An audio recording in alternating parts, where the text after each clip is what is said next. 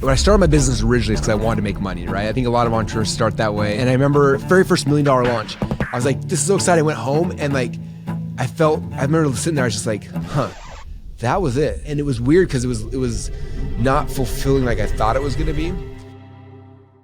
Russell Brunson is an entrepreneur, New York Times bestselling author, and marketing expert known for popularizing the concept of sales funnels and co-founding the software company ClickFunnels. Me making $1 million or 10 million, it feels great. But like when you coach someone else and you see them have that success, it's infinitely better. How do you flip your mindset? I push play on this video and I'm just like bawling my eyes out, like, what just happened? And it's a tragedy. A lot of people never get that point. I think those are the people a lot of times who have money and they're miserable, or they lose everything because they miss the point of it all, right? Hello, my name is Tim Storey. Welcome to Miracle Mentality. Remember rooftops, drawing spaceships on the ground. It's for the dreamers, the doers, the believers in something greater. In each episode, I'll invite you to rise above the mundane, to push past the messy, and learn to live boldly in the miraculous. Every episode will have practical wisdom, spiritual insight, and my guests will explore what it takes to activate your miracle mindset. Remember to subscribe, follow, and like.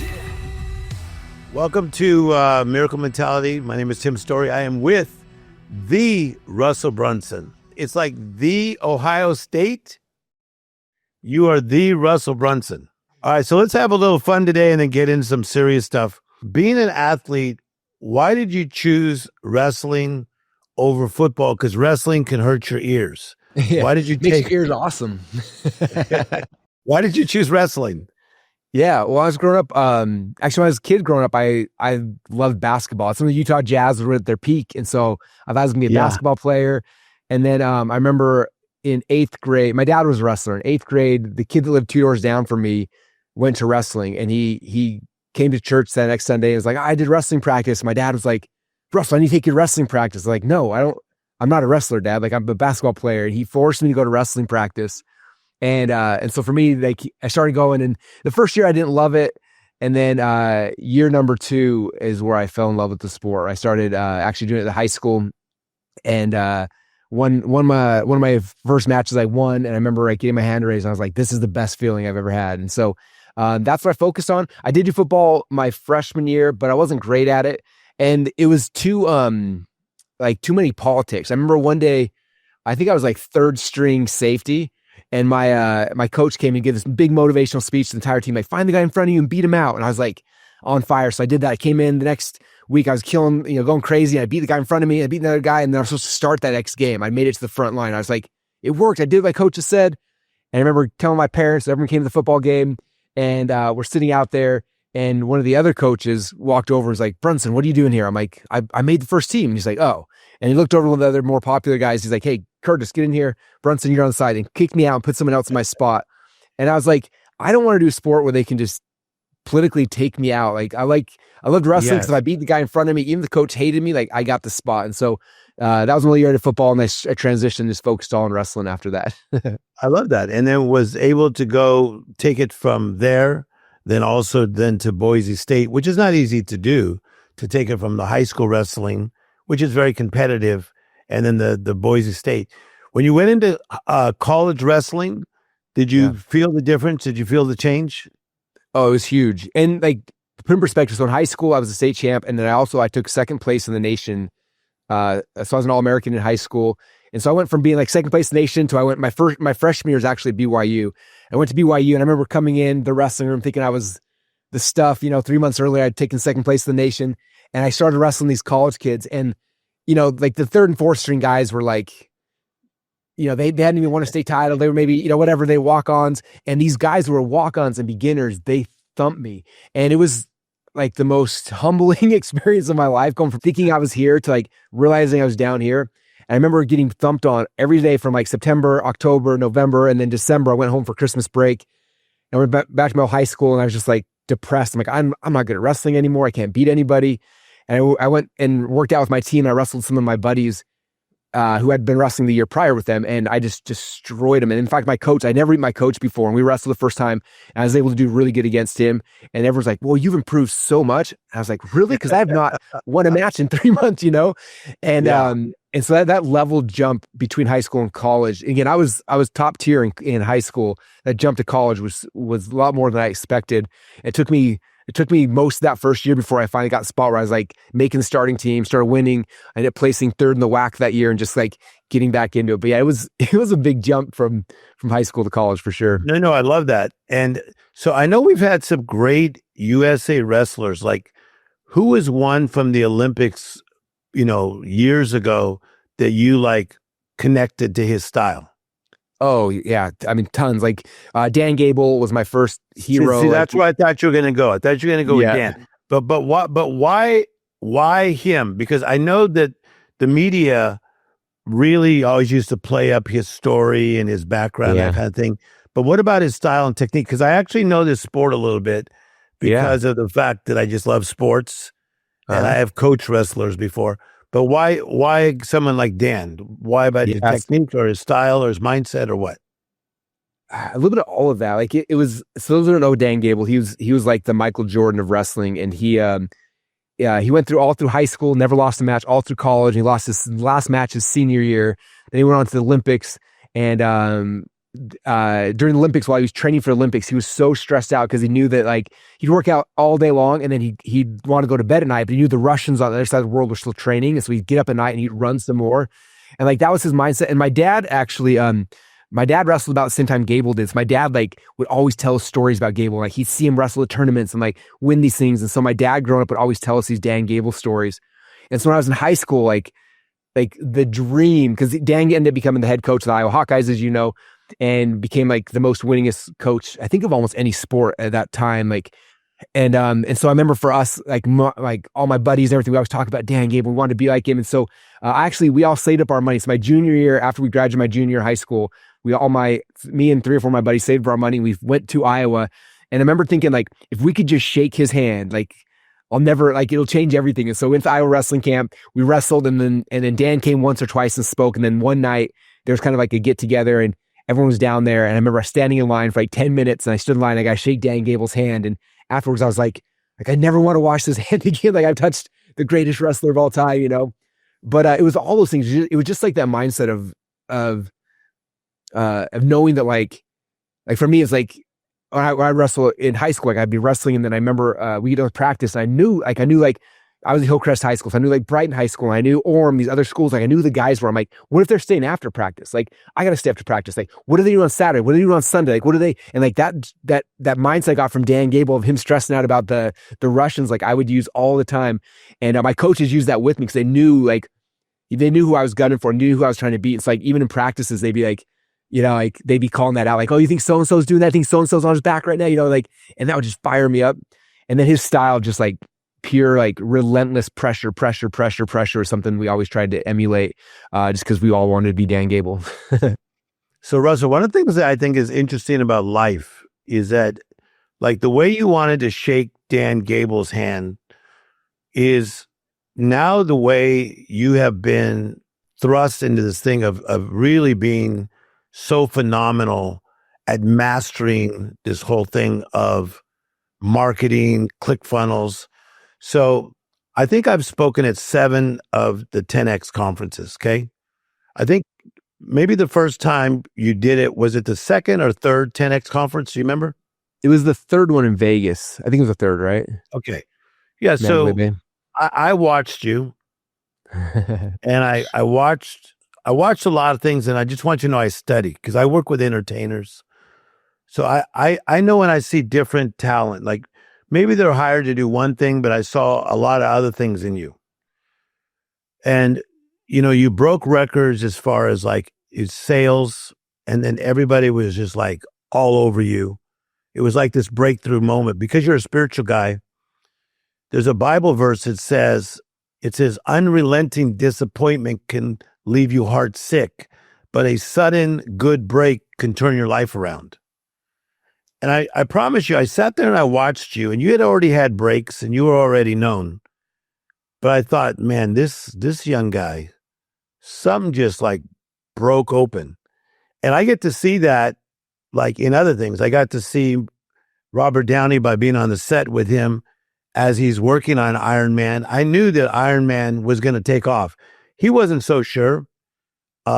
Even the people that were directing it just thought, it's a Marvel movie. Let's see what happens. But what's it like to almost like be the guy that was waiting in line for a Dan Gable, and now for people to wait in line to hear secrets from you, insights from you, to get to know you? Really think this through. What's it like? Yeah, I think it's one of those weird feelings because like it's interesting is when I coach entrepreneurs, this is one of the hardest roadblocks for them to understand. It's like the thing that is your superpower is usually common sense to you, so no one values it. And I think for me, it's always weird like that. Like it's still like such an honor to me. People run up to me at the airports, or we're out on a vacation with my kids, and my kids, they always laugh like, "Dad got spotted." But people run up and it's like they're so excited to tell you their story, how they found you the first time, what the impact you had and stuff. And it's just like I don't know, it's a really cool feeling, but it also doesn't make sense. You know what I mean? It's like I was just this nerdy guy in a room reading a bunch of old business books and testing things forever. No one seemed to care. And then eventually everyone seemed to care. But it's pretty cool. But I think that because I know that you have the spiritual side of your life and the connection you have to your wife and your 5 kids. But I personally believe like when God's hand is on you, sometimes it is a little bit weird, because it's like me coming from Compton, California, 7 people in a 2-bedroom apartment. I never saw myself as being this guy that I became, but I think it was a plan of God. So I think that in what you're doing is the plan of God for your life, and this is what you're supposed to do. So give me something that you enjoy about your systems, your ideas, your behind the scenes, your coding that you love because it's changing lives. Like, what's exciting about the life-changing side of it? So I remember, if I go back in time, like when I first started learning this stuff, right? I remember I was in college, I was studying, I was learning it. And the first time you discover something new, it's like the most exciting thing. Like every day I was like learning something. I'm like, this is insane. Like I couldn't go to bed at night. Like I woke up early in the morning. When I was at school, I was trying to like figure out how to like focus on, and I just became obsessed with this. And I remember every single time I learned something new, it's like this is the most exciting thing in the world.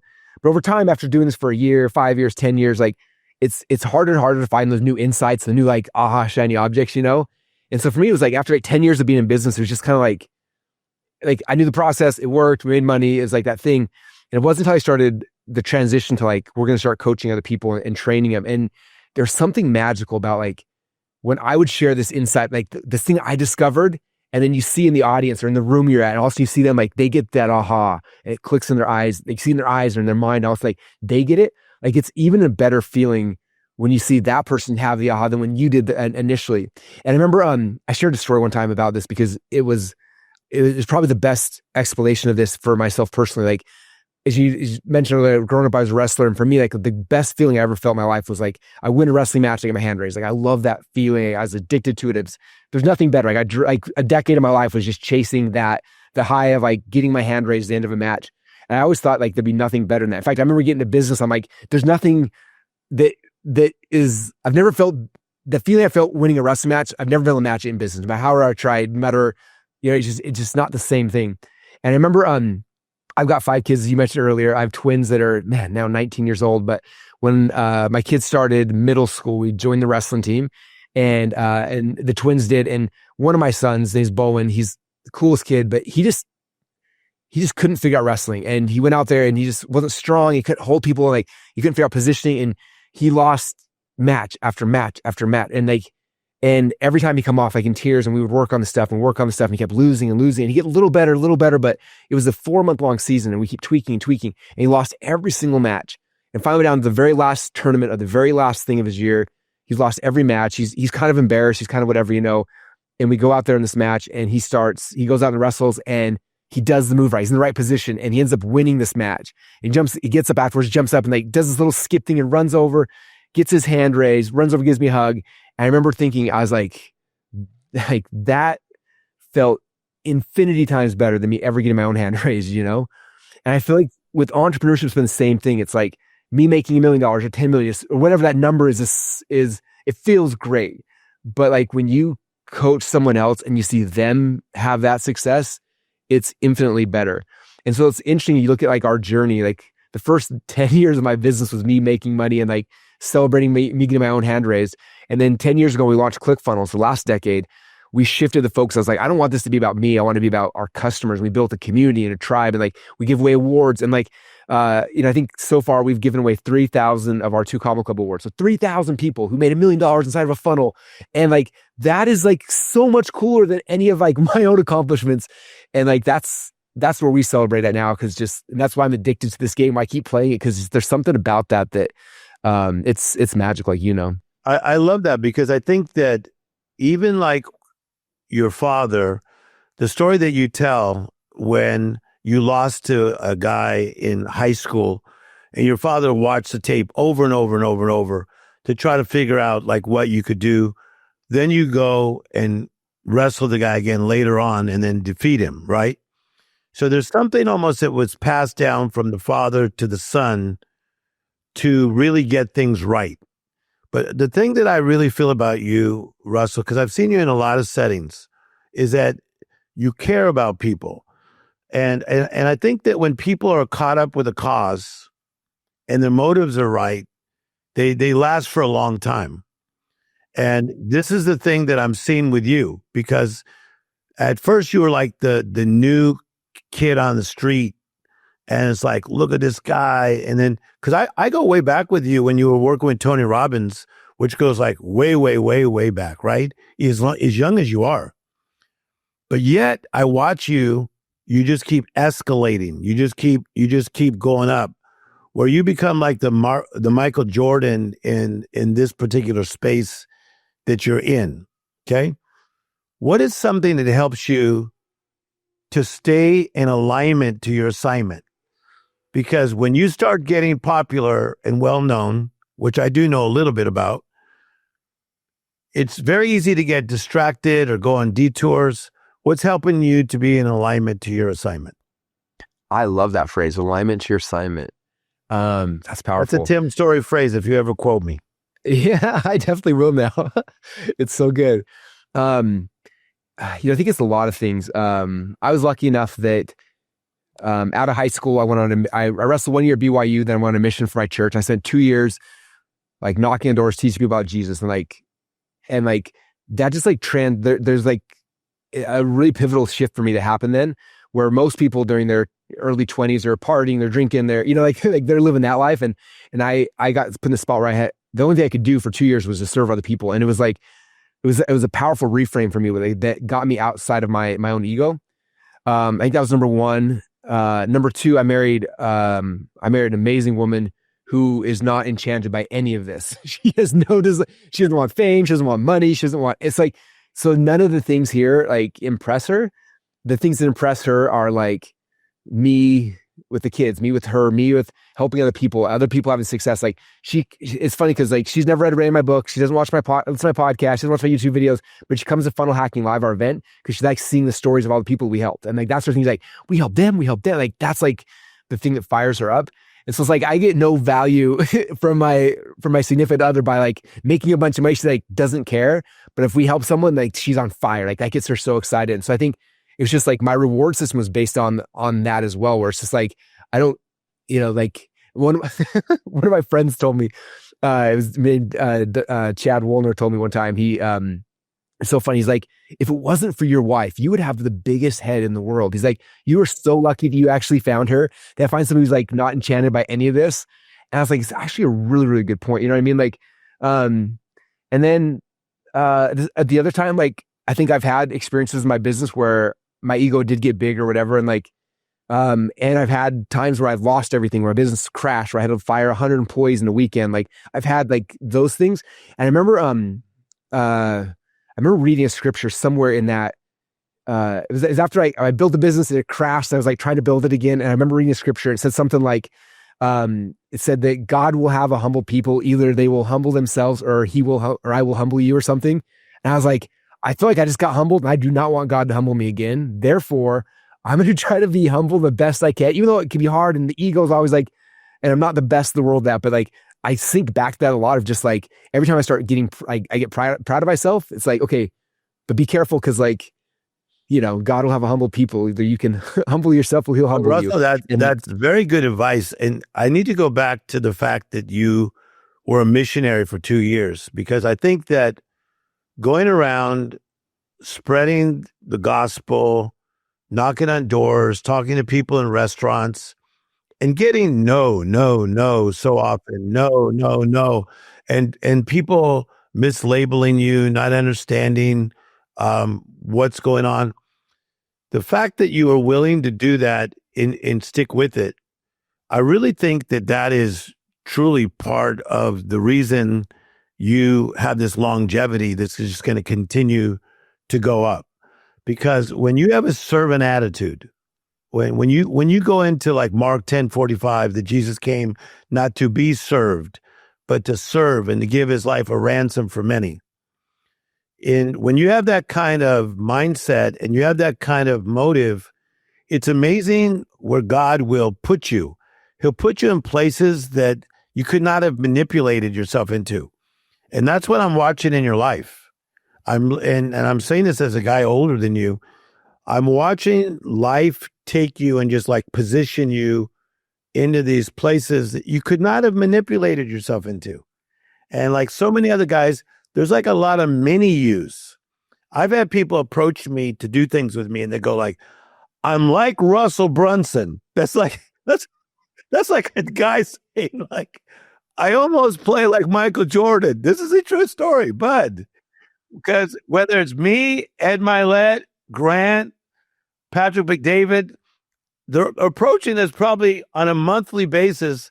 I am like Russell Brunson. I promise you. Okay. Have you ever heard that before? No, I'm interested. I want to find out who's pitching themselves that way. Because we help with their positioning. You can position themselves so much better than that. No, but you're the best at what you do.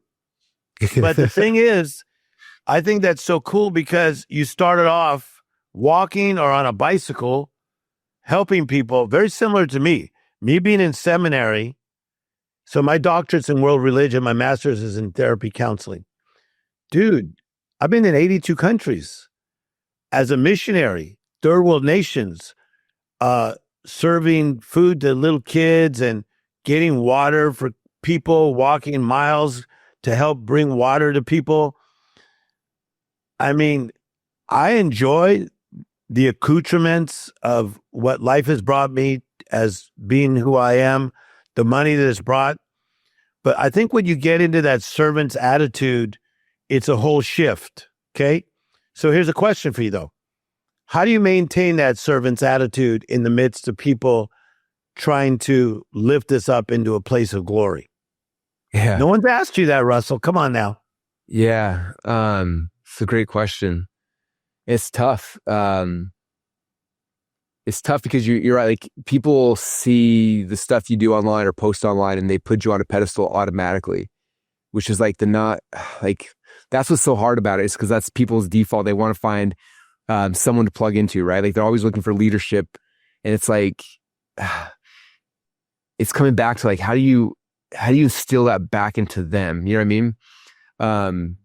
Because that's like there's no value in somebody idolizing or looking up to me or to you or anybody, right? The value comes from like maybe looking at you as like, wow, this is something that's possible as a role model, but it's got to be turned back to that. Like they've got to become the person, right? And so I think it's good when it's like an inspiration where it's like, wow, that like, because I inspire people all the time. Like I have role models I look up to. I have people that I look at. But at the same time, I also realize they're all very human with human flaws, like, and a lot of times, like I share a value with somebody like with the same value. So I look at them in the big pedestal, but they have something else they don't value the same as me. And then it's like, it's easy to not like that person, which isn't the right thing either. Right. It's like, we need to learn how to and so yeah, it's tough. I can tell you, my business partner, Todd Dickerson, who built ClickFunnels, and his wife, they're amazing. But before every one of our big events, we always stand on stage before we let everybody in. And Todd's wife, Ashley, would always give a prayer. And one of the prayers she always asks is specifically about that. Like let us inspire people, but not have people put us up on a pedestal. Like helping people understand, like, we're here to serve them and to help them, but we're not their saviors. Like, that's not what we're not trying to save them. That's not our job. That's not our role. Like, our job is to try to help. So I it's a love good that question. But here's the thing, Russell, if you look at even someone from your church, Stephen Covey's 7 Habits of Highly Effective People, is that if we get back into the attributes and the character side of things. So I like this because I've watched you in different interviews, like even going years back, where you talk about this work-life balance. I like that you're at least trying to find it, because a lot of our mutual friends that we will not name, they don't even want to try to find it. They think it's like all or nothing. I do not think it's all or nothing. I like that you say you might work till 3, 4 in the morning, but then you want to be there when your kids wake up, or you want to eat breakfast, or if they're homeschooling or taking them to school, whatever the situation is, right?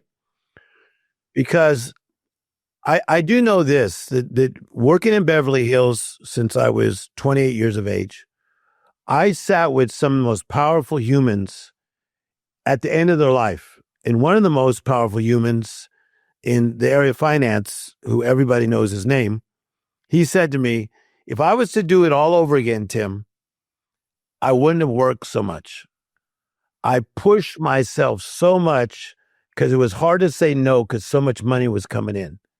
I said, so what would you have done with the time? He said, I would have been more with my family, but I would have been in the moment. And I also would have been more with myself. So when I say that about my friend who's now passed away, that said, man, it was hard to say no. And if I had it to do over again, I would spend more time with my family and also with myself. Talk to me about work-life balance, of where you're at today with that thought. It's interesting because, like, again, we're friends with a lot of the same people, so I see that as well. Where, and I want to be careful because, like, everyone's got their own choices, and I respect that. But it is interesting to me that, like, how few people, especially in a business, like that becomes all consuming. And I just look at my life, like I look at the portfolio of my life, right? And there's business, there's family, there's my faith, there's my kids, and like I look at the things that are the most rewarding and most fulfilling, and it's not the business one. And I built a business to a high level, right? And I love my business. I love my audience, love my team. Like, and so like I get a lot of happiness, fulfillment out of that, but not in comparison to the other ones. And I feel like I feel bad for them. So I'm like, you understand these other pieces that you're missing out on that actually will make your life even more colorful than adding an extra whatever to the bottom line. You know what I mean? And you can still push, and like, and hopefully I'm proof that you can still push hard and do more than one. You can do both of them, right? Because there's, I don't know, it's tough. There's so many of my friends who don't, and anyway, and I just, it's one of those things I was thinking about it, Cindy, at the end of the day, like when I die or whatever, what's that going to look like? Like, who's gonna be around your bed? It's like probably your wife and your kids, maybe, and hopefully, and most of the people that worked for you, probably the fans on the internet, like most of them probably aren't going to be around. So it's like, man, like where do you put the time? How do you make sure you have the time? And so let's go somewhere kind of interesting, Russell. I think you're going to like this. So there's a scripture in the Bible that says, for God knows the end from the beginning, and he knows what is yet to unfold. Okay. I personally believe that me and you are just unfolding. We're just unfolding. Like, it's easy to say, oh, Tim Storey, life coach to the stars. But I know that I was more than that. And so I started doing other things that were more than that. So when we would hear Russell Brunson's name in the early days, it was always on the ClickFunnels side, which is mega, because you really became a game changer. And because of my profession, I'm fortunate enough to be around a lot of pioneers and guys that changed the game, or women that changed the game in their profession. But when we think about this thing about God unfolding new things in your life, Can you give me one thing that you're starting to get interested in, whether it is to help humanity or a new business, a new idea that's starting to unfold in your spirit and in your mind? It's interesting. We're in a weird chapter in life right now. We just took our third child up to college this week and dropped her off. And, so my wife and I we're in a transition point in our home and our all kinds of stuff right now too. But the thing that's been pulling me a lot for the last, 2 years or so is obviously we've done so much work with entrepreneurs, helping them to become better marketers, which is great. But like, I'm more interested in like the development of entrepreneurs as people, as humans. Our new coaching company, we haven't really launched it huge to the world yet, but it's called Prime Mover. The goal is like, how do we develop people and make them the prime movers of society, who are the change makers, who are the ones who are moving things along, And so that's what's more fascinating to me. In the last 18 months, I don't know how much you follow all the stuff. Like, I've been buying these old books and we're republishing them. We have a membership site now. I've been watching that. I've seen that. Yes. Yeah.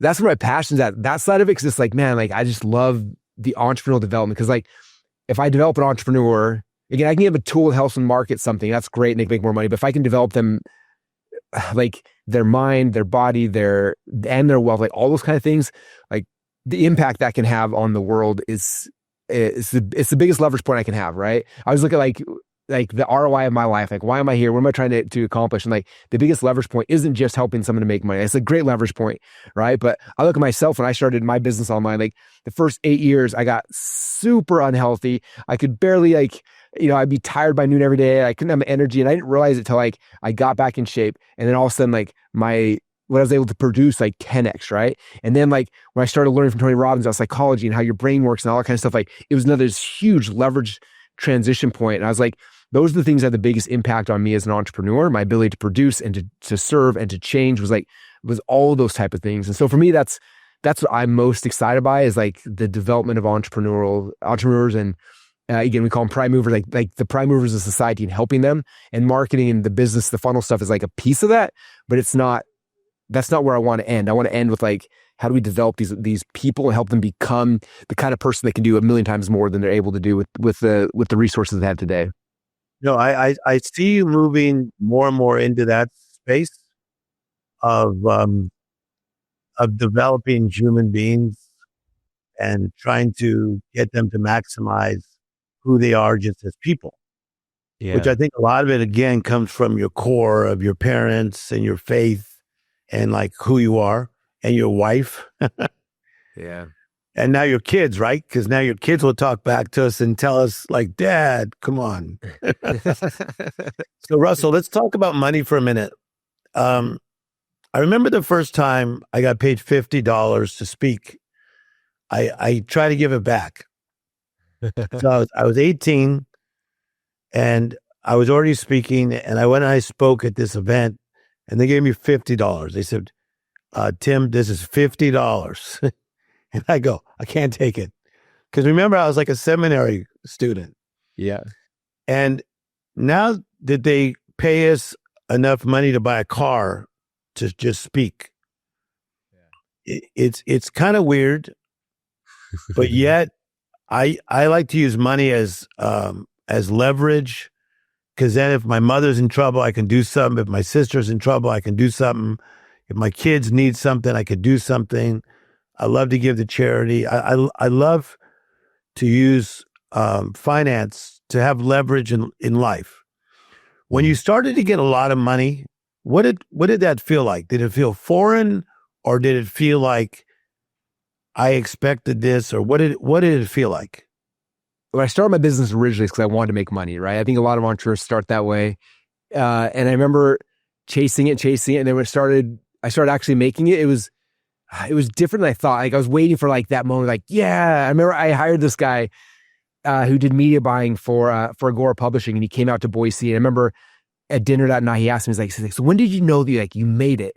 And I was like, what are you talking about? He's like, when did you feel that? I was like, I have no idea what you're talking about. And I remember like I was in this cycle for almost 10 years probably, where I was like, because that first 10 years where I was just selling stuff, making money, like I was learning, it was fun. But like every time like the thing would get, like I remember we did this launch, we made my very first $1 million launch. I was like, this is so exciting. I went home and like, I remember sitting there, I was just like, that was it. Like that's that was the thing that I worked on for the last like 5 years. You know what I mean? And it was weird because it was not fulfilling like I thought it was going to be. And that's when, for me, it was interesting. It's like around the time we launched ClickFunnels, and it was like we started shifting the focus from like when we first launched ClickFunnels, it was me telling my story, and then we started getting these really good success stories coming through. And I was like, I'm gonna tell their stories. And I stopped telling my story, I tell their stories, and like it just shifted everything, right? And then the focus didn't become on like, how do I make myself the next million? It was like, how do I help them do the next thing? And then like that's when the shift happened, and that's where I was like, the fulfillment happened, and like then money became fun, and then it was. And then I don't know if you know Stu McLaren, but Stu and his wife, they started this charity, and then they were like, asked me if I'd help donate money. And at first, like I donated some money, and just because I was, he's my friend, I didn't think much about it.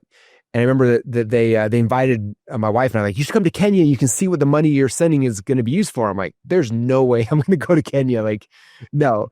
And so they went to Kenya that year, and then they filmed this little video of in the classroom, like these little kids, and the kids were like, thank you, Russell. Thank you, Colette. So he made this video and he sends it to me. I'm sitting in church. I get a text message from Stu, and I go and I push play on this video, and I'm just like bawling my eyes out. Like, what just happened? And so then I showed my wife, she's bawling her eyes out, and anyway, she didn't know that I had told him no, that we're not going to Kenya. She's like, we should be there. I'm like, we invited us. Like, what? And so she's like, next year we're going. So next year we went out there, and it was like, we started giving money, and like we saw, it was crazy because like, I think it was $30 would feed a kid for a year. Like, what? That's all it took, And that's like what we pay. We spend at McDonald's right now for a Big Mac, or whatever. And like and Stu taught me, he's like, the more you earn, the more you can like give, the more people you can help, the more people you can serve. Like, I never looked at it that way before. And then it started getting fun. And then when we launched ClickFunnels, we built it where every time somebody inside ClickFunnels builds a funnel, we donate $1 to Village Impact.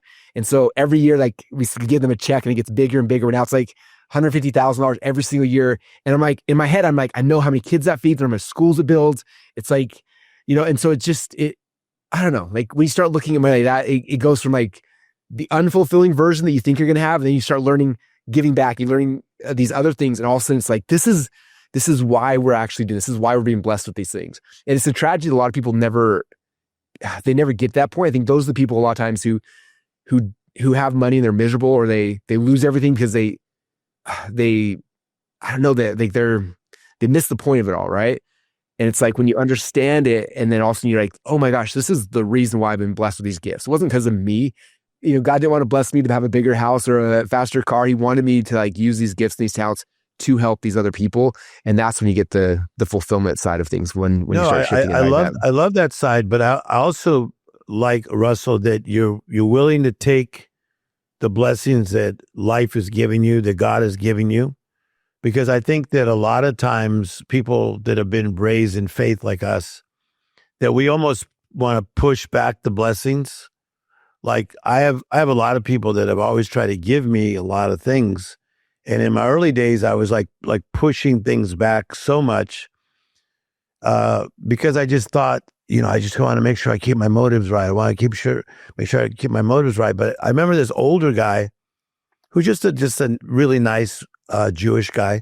He said, Tim, maybe God is just giving you because he wants to bless you.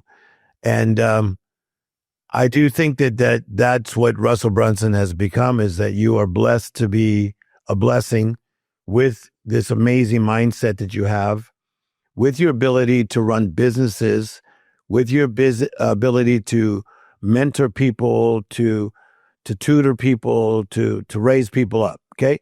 So we're almost done with this interview. I'm going to ask you two more questions. Okay.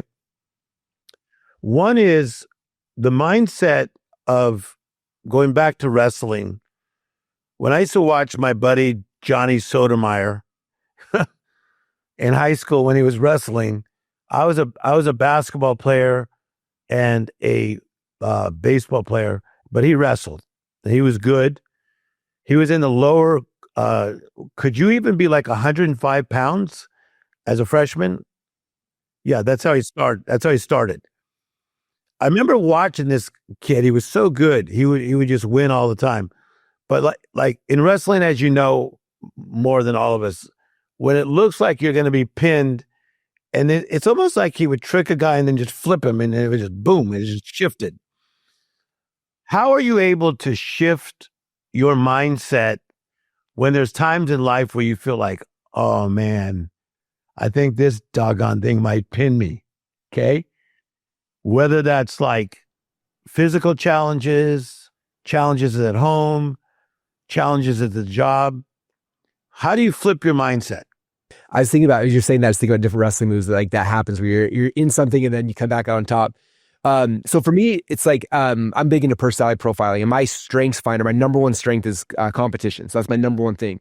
And it's funny because I noticed that like, if something hits me, I go through the same emotions everyone else does. Like you're sad or you're depressed or you're angry or scared or nervous, like all the things, right? And sometimes that state that I'm in will last a day, sometimes it's a week, a month. I've had times it's been like a year where you're stuck in this weird state for a long time. And it's hard to break out of it, right?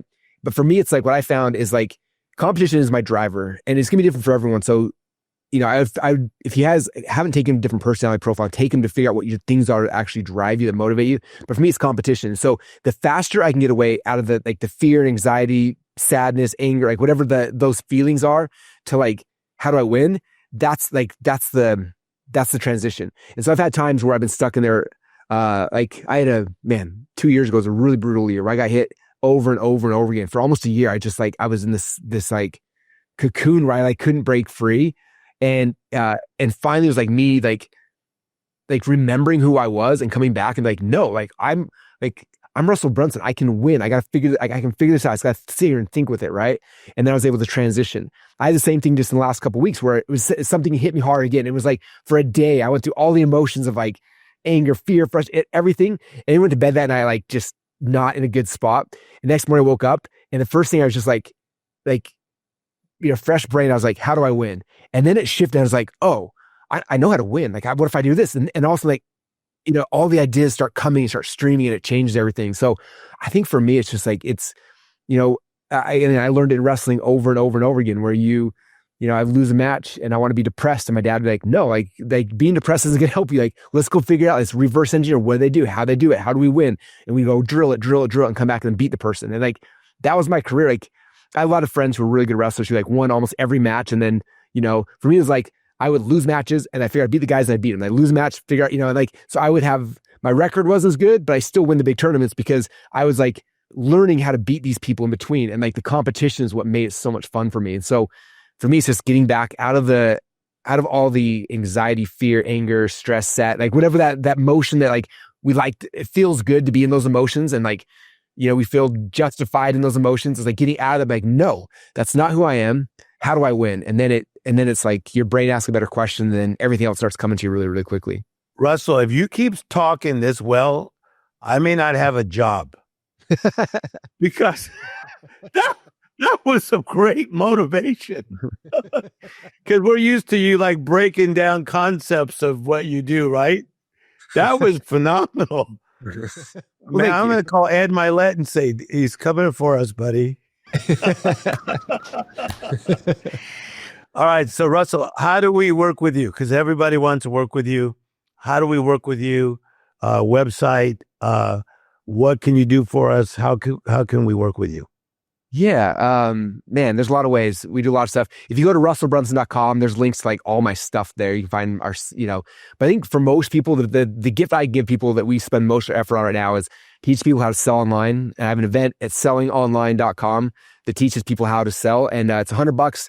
We take them through a 3-day experience. And by the time it's done, we teach people how to do one-to-many presentation. Like you said, you saw me in Grant's thing. We set a world record and doing a 90-minute presentation, getting people to run to the back and buy. Like that's what we focus a lot of energy on, teach people how to do that process so they can sell on webinars or challenges or, you know, at seminars, event, like however they want to do it. We teach them how to speak to sell. And then inside that, you can plug that presentation into a funnel or a million other different places. But yeah, that's probably the best places to plug into me.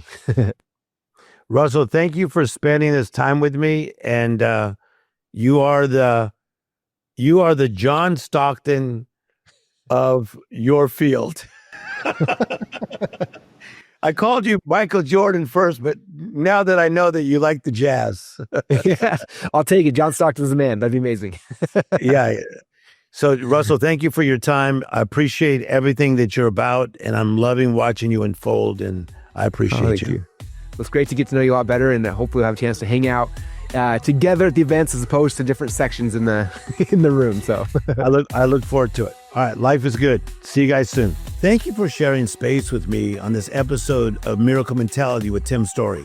If today sparked your courage or helped you understand why you're created for success, I invite you to carry that miracle mentality forward. Visit me at timstorey.com. That's story with an EY on the end. Until next time, walk by faith, embrace possibility, and create your own comeback story.